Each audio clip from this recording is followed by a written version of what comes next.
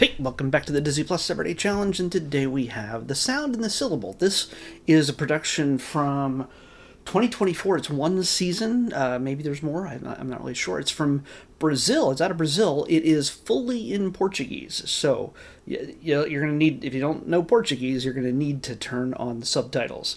So yeah, didn't even realize this, at least for the first few minutes, because a lot of it is silent. We pick up with our main character in this story. Her name is Sarah. We pick up with her when she's a young child with her family at the beach, and she's this little girl walking down the sand to the water when her mom comes yelling after her and pulls her back from the water. It's not like she was going in deep or anything. She's getting her feet wet. What's going on? What's so troublesome about that? And turns out Sarah, at first I thought she might have been deaf, because she seemed to have a hard time listening and focusing on what her parents were saying to her. Dad is a little bit more patient than mom when it comes to this. Comes to Sarah at this age, and it becomes apparent that Sarah is autistic. She is on the autism spectrum. She has autism spectrum disorder, as it's explained eventually in the first episode. I only watched the first episode.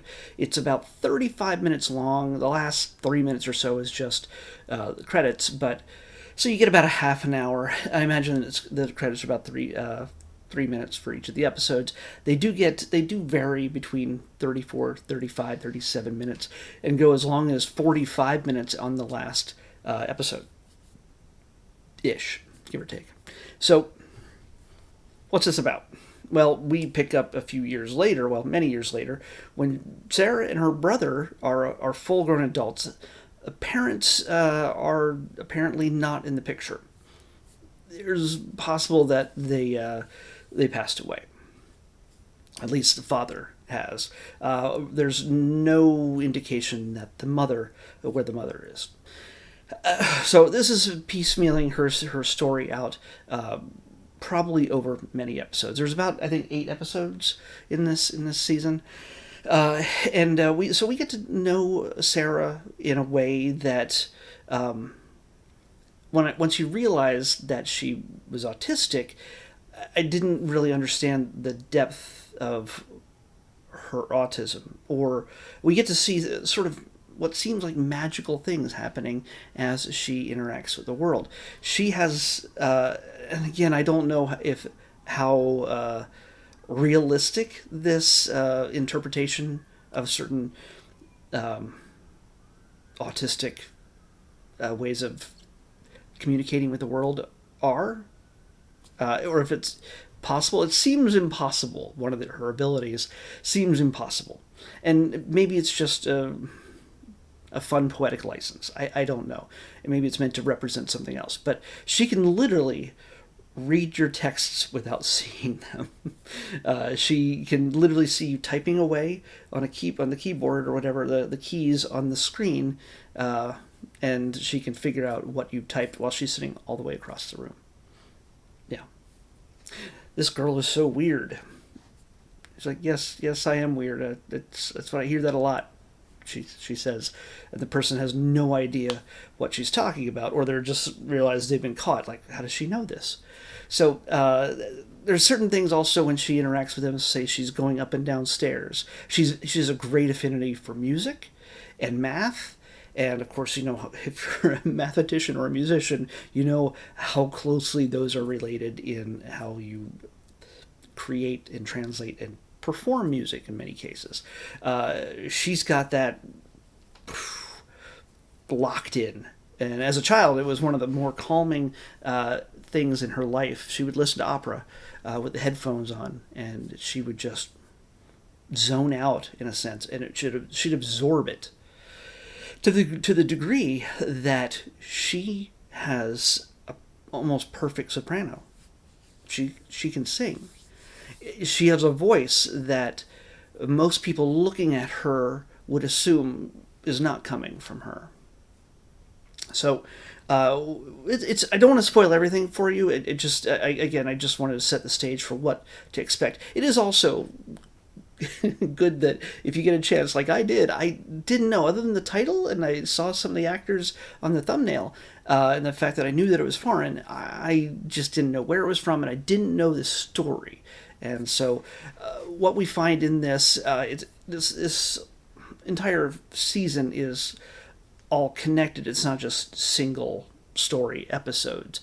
This is kind of about her growth and her gaining of independence. She lives, I believe, with her brother. I believe that they each, while they're not rich, they did receive a considerable amount of money to survive on after the passing of their father.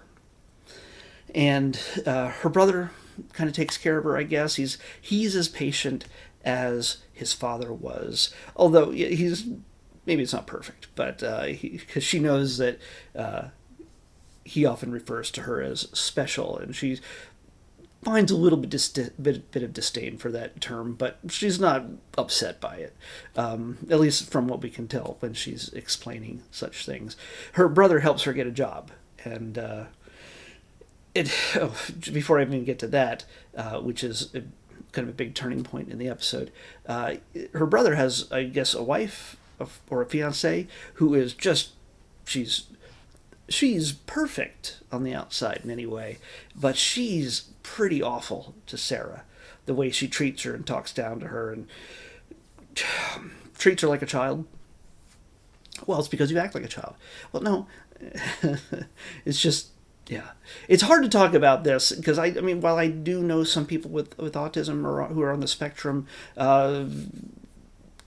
it's hard to speak about this because I am no expert on it. I do not pretend to be an expert on it any more than I am about being a dance mom or a marine biologist. The story, though, I think will help you when you watch this get a better understanding, and I hope I would imagine that's the goal of this story. It is certainly not to mock or demean or sort of shoehorn people on the spectrum into a certain type of single person. As Sarah says in this, she sees everybody as unique, as different. She sees it in a way that most people don't perceive, where some people make it easy to sort of put everybody in a box and say, this is that type of person. Those people are all alike. She kind of has a perception that sees everybody they're different, even though they're all neurotypical, and she's atypical. So this is one, as a viewer, can be enlightening to help you understand how people on the spectrum can perceive themselves and others. Sarah has a friend, I believe it might be her best friend. She also has basically a difficulty with the world, with interacting with the world. Sarah does say at one point when she is going for a job interview, kind of one that her brother set her up for, but one I kind of have to wonder Sarah didn't sort of manipulate herself. But she wants to sing. I'm not sure, and the person that is hiring her, that lady right there, or could be hiring her, is someone who's one, not familiar with people on the spectrum, and also is very just sort of, she's closed off from the world. She may have been, I think if I understood it correctly, because again, a lot of this, if I look away for even a few seconds, a lot of story gets told. And I believe she is the woman that Sarah grew up listening to on her headphones, who sang with this tremendously beautiful operatic voice. And it kind of seems like the perfect dream opportunity. Well, Sarah can sing. She's not on that lady's level.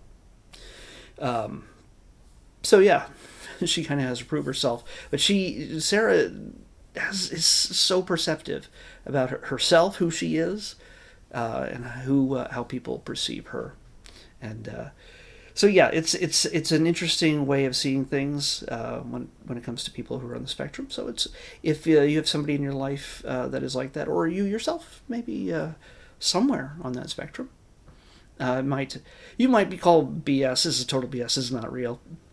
And honestly, for a while it took me, since I couldn't really find this easily on the American English version of IMDb, I eventually had to do a deeper dive and eventually found it on IMDb in the Portuguese language. It took me a while to determine whether the woman playing Sarah was actually on the spectrum or not. I realized, again, I didn't want to assume one way or the other, because they did sort of, their makeup for her and her best friend, who is also on the spectrum, are considerably different than anybody else's. And she spends a lot of time pulling her chin in to be able to create a face. The woman who does play Sarah is not on the spectrum that I'm aware of.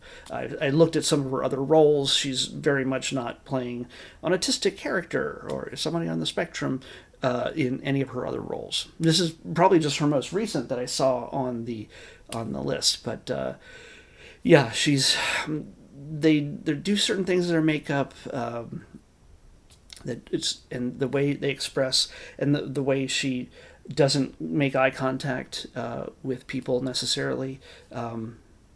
It's an actress fully performing as a person on the spectrum. So, I mean, sometimes you get people that, are great actors who are on the spectrum who play those roles. So in this case, that is not the case.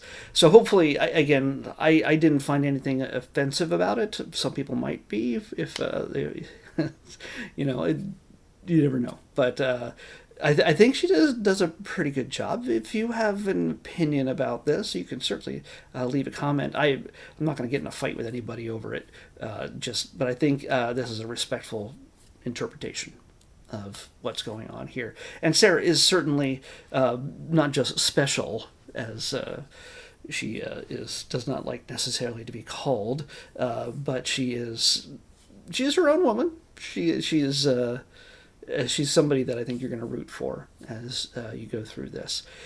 So yeah, this is something. If you want to try something very different in another language from another country, and a story that doesn't necessarily get told all too often, at least not without some tremendous lack of subtlety. I think this is done pretty well. So I only watched the one episode. I almost get the urge to watch more of it, but I have so much stuff I'm behind on. The idea that I'd actually have to sit and watch something is one more thing, I should say, is unsettling. I haven't even watched K-pop Demon Hunters yet. Okay, I'm caught up on Stranger Things, and again, I realize I'm just talking about Netflix stuff at this point, but it's because I've watched everything else on Disney Plus for the most part, except for about 100 things so far. All right, let's pick tomorrow's episode. 119. Come on. Holy cow. It's another series. We might be out of series by January if this keeps up. We might be out before the end of December. Holy cow. This is sort of a sequel series to a beloved Disney Channel series. A certain viewer has begged me to watch it many years ago. And well, this brand new series that came out, I believe, this year, is now finally on my radar, and I'm going to watch it tomorrow. It is Wizards Beyond Waverly Place. Some of the cast is back. At least, it's like Waverly Place: The Next Generation, but yeah, they can't be kids forever. Alex grew up, so. Anyway, Wizards Beyond Waverly Place is what we're watching next on the Disney Plus Everyday Challenge. I'll see you back here tomorrow with that. Bye.